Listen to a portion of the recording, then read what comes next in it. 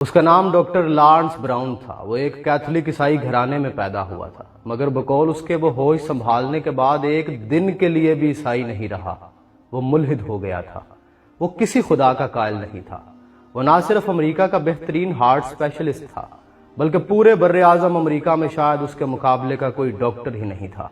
وہ دنیا بھر میں لیکچرز دیتا پھرتا۔ اس کی ڈیوٹی امریکہ کے بہترین ہسپتال میں تھی، جہاں رونالڈ ریگن کو گولی لگنے کے بعد فوری طور پر شفٹ کیا گیا تھا۔ اس سے آپ اس ہسپتال کی اہمیت اور سہولیات کا اندازہ لگا سکتے ہیں۔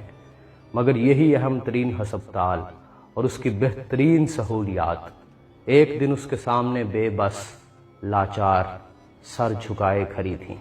یہ سال تھا 1990 کا، جب اس کے گھر میں اس کی دوسری بیٹی پیدا ہوئی۔ بچی کو لیبر روم سے سیدھا آپریشن تھیٹر منتقل کیا گیا، کیونکہ وہ اب نارمل پیدا ہوئی تھی۔ اس کی ایک آرٹری میں نقص تھا، جس کی وجہ سے اس کے بدن کو آکسیجن ملا خون نہیں مل رہا تھا، اور وہ سر سے پاؤں کے انگوٹھے تک گن میٹل بلو پیدا ہوئی تھی۔ بقول ڈاکٹر صاحب میں خود ڈاکٹر تھا، اور مجھے پتا تھا کہ میری بچی کے ساتھ کیا مسئلہ ہے۔ اس کا بدن مر رہا تھا، کیونکہ اسے آکسیجن ملا خون نہیں مل پا رہا تھا۔ اس کا علاج یہ تھا کہ اس کی چیر پھاڑ کر کے آرٹری کی گرافٹنگ کر کے اسے تبدیل کیا جائے۔ مگر پہلی بات یہ کہ اس آپریشن میں کامیابی کی کوئی گارنٹی نہیں تھی۔ دوسری بات یہ کہ اگر یہ گرافٹنگ کامیاب ہو بھی جائے تو بھی سال 2 سال بعد پھر گرافٹنگ کرنی ہوگی۔ یوں زیادہ سے زیادہ 2 سال کی زندگی لے کے میری بیٹی اس دنیا میں آئی تھی، اور اس وقت اس کی جو حالت تھی، میں بطور باپ تو اس کو چیر پھاڑ نہیں سکتا تھا۔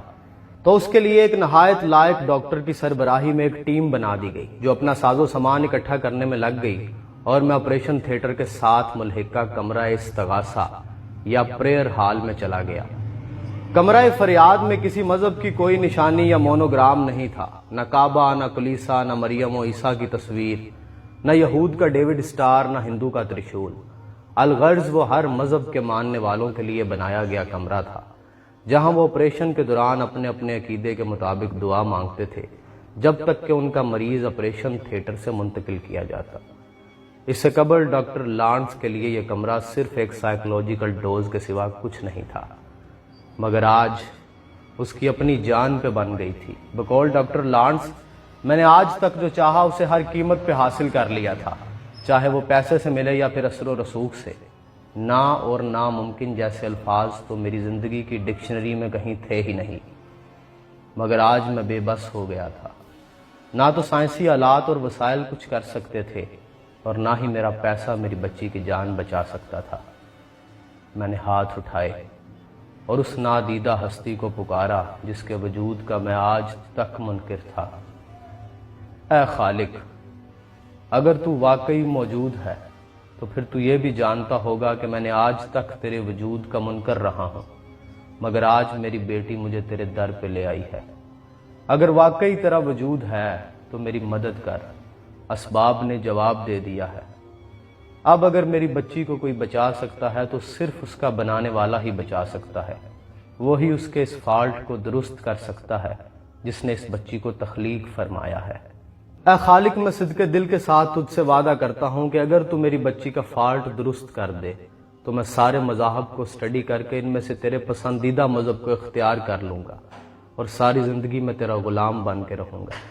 یہ میرا اور تیرا عہد ہے۔ میں نے صدق نیت سے یہ پیمان کیا اور اٹھ کر آپریشن تھیٹر میں آیا۔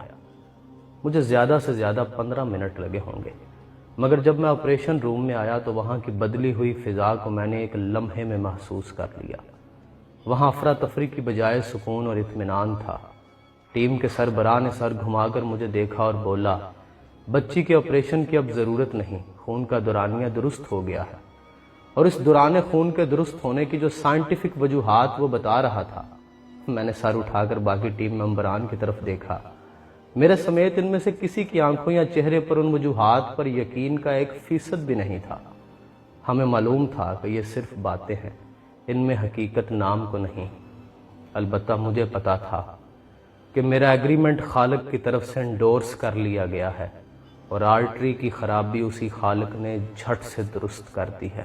اس سے پہلے میری پہلی بیٹی کی بار بھی ایک سگنل مجھے خالق کی طرف سے ملا تھا جو بڑا مثبت تھا۔ کسی وجہ سے میں نے اسے معمولی سمجھا، میری پہلی بیٹی کرسٹینیا نے پیدا ہونے کے بعد اسی دن میرا ہاتھ پکڑ کے اپنی دونوں ٹانگوں پہ کھڑا ہو کے مجھے حیران کر دیا۔ ڈاکٹر حضرات اچھی طرح جانتے ہیں کہ ایسا ہونا ناممکن ہے، مگر میں نے اس ناممکن میں خالق کو نہ پہچانا تو میری دوسری بیٹی کے اس ناممکن نے مجھے باندھ کر خالق کے در پہ لا ڈالا۔ 2014 میں میری بیٹی نے یونیورسٹی میں داخلہ لے لیا تو مجھے اپنا معاہدہ بڑی اچھی طرح یاد تھا۔ میں نے دنیا کے تمام مذاہب کی کتب کو پڑھنا شروع کیا، بدھزم، ہندوازم، عیسائیت اور یہودیت سمیت تمام کتابیں پڑھیں۔ ان کے علماء سے میرے مذاکرے ہو گئے، مگر میرے سوالوں کا جواب کسی کے پاس نہیں تھا۔ اسلام میرا آخری آپشن تھا۔ شاید مجھے اسلام سے بڑی نفرت تھی، اس لیے اسے سب سے آخر میں رکھا تھا۔ میں نے قرآن کو پڑھنا شروع کیا اور میرے دل و دماغ کے دریچے کھلتے چلے گئے۔ میں نے عیسائیوں اور یہودیوں سے بار بار پوچھا کہ یحییٰ علیہ السلام اور عیسیٰ علیہ السلام کے ساتھ وہ تیسرا کون ہے جس کی گواہی تورات بھی دیتی ہے اور انجیل بھی دیتی ہے، مگر وہ آئیں بائیں شائیں کرتے تھے۔ پھر قرآن نے مجھے جواب دیا کہ وہ تیسری ہستی محمد رسول اللہ صلی اللہ علیہ وآلہ وسلم کی ہے۔ میں اپنی پوری زندگی میں کبھی کسی سے اتنا متاثر نہیں ہوا جتنا بطور استاد میں حضرت محمد صلی اللہ علیہ وآلہ وسلم کی شخصیت سے ہوا ہوں۔ جب تک اس دنیا میں اجتہاد فکر کی بنیاد ہوگی، جب تک معیار عقل و نظر لگتے رہیں گے، میرے رسول کی خاک پا تک اس دنیا کی کوئی ذہانت نہ پہنچ سکے گی۔